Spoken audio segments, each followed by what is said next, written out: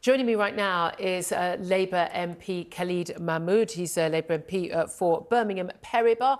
Good afternoon to you, Khalid. Good afternoon, Julia. Thank you so much for joining us. I want to come back to actually what is going on here in the UK. We were talking a little bit earlier, we've been asking our audience to get in touch about the policing of some of these pro-Palestinian marches. And I think we'd all agree there's a perfectly legitimate case to be made for making sure that Western governments are hearing the demand for the safety of innocent men, women and children, particularly the children in Gaza, that their needs are met in terms of aid and help and safety from not just the siege of Gaza, but also Israeli airstrikes, because we know these are, certainly the children, we know 100% are innocent. However, did you think that some of the protesters at the weekend carrying flags, sort of supporting terrorist organisations, calling for jihad, some anti-Semitic placards being held, do you think they were acceptable on our streets? Do you think the police should have acted? Well, any act of anti-Semitism or racism is not acceptable, and that should be clearly dealt with, and the police need to deal with that. The problem Sir Mark Rowley has is that even before he was Chief Constable, he, along with Sarah Khan, did a report where they said that significant particular legislation needs to be enacted to do that, and the government even now have managed to drop that. So I think what the police want to do is have clear guidance what they need to do. And this is why, when you highlighted earlier, somebody involved in a silent Christian prayer can be arrested and other people can't be arrested. And that is the problem we have when individual officers have to interpret policy. Yeah, I think it's absurd that someone could be arrested for a silent prayer. I don't approve of those protests outside abortion clinics. I don't agree with the preacher. But my God, if we're arresting people for a thought crime, we are in some seriously dangerous territory. But I think most people, Khalid Mahmood, would say, look, this is pretty basic. When someone is calling for jihad, someone is standing in front of an orange banner, which says, quite clearly, they're from Hizb ut-Tahrir, not a prescribed terrorist organisation, but certainly an extremist group, so extremist and fundamentalist that they basically are banned in most Arab countries and most Muslim countries, where they're calling for global jihad against Israel. The idea that the context of that isn't at least something where the police will feel your collar at the very least, that is very worrying for most people. I mean, we've got some pictures showing right now.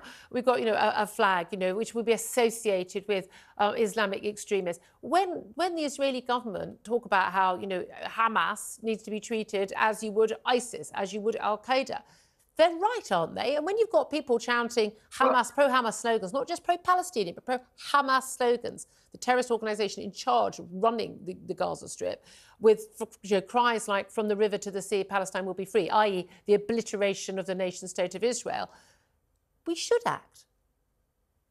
Well, look, first of all, Julia, since 2001, when I came in, I have been against Hizb ut-Tahrir. I asked for prescription of this very early when I started, and then when David Cameron took over, he supported me in that.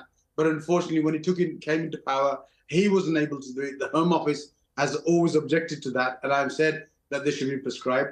I also, for a long time, even before this instance has happened, have condemned Hamas regularly for the act they do, because everything they do, it actually hinders the Palestinian people in Gaza, people who then suffer as a consequence of their actions, and as they are doing now. So I have no love lost either for Hizb ut-Tahrir or Hamas, and I think they are the people that have caused the problems, and they have done so in this barbaric attack on Israel, and now the people of Gaza are suffering as a consequence. But it does seem to me there are an awful lot of people, particularly on the left, we've seen, Corbynistas. I mean, I have to say, some of the extraordinary messages that I've had on Twitter over the last couple of days or so. I signed the so-called October Declaration, organised by the Free Speech Union, of which I'm a member, and I'm a founding signatory. A lot of other sort of rather more important figures than I am signing that to basically say to support the right of Jewish people at home and abroad to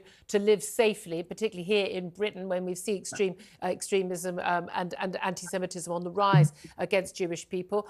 The amount of abuse, the blatantly anti-Semitic tropes and images that I've been sent as a result of that is really quite scary. We've seen, I think it's 17 Labour councillors have resigned. The Corbynistas unhappy with your Labour leader Keir Starmer's stance, supporting Israel's right to self-defence and the like. You on the left, you have an anti-Semitism problem, don't you? Well, this is why Sir Keir Starmer has by and large resolved that issue. And if there are certain people who want to carry on in terms of their challenges to anti-Semitism, and that should be fought. And Sir Keir has done that regularly and will continue to do that as head of the party. But look, I am against all form of discrimination, whether it's anti-Semitic, whether it's anti-Muslim.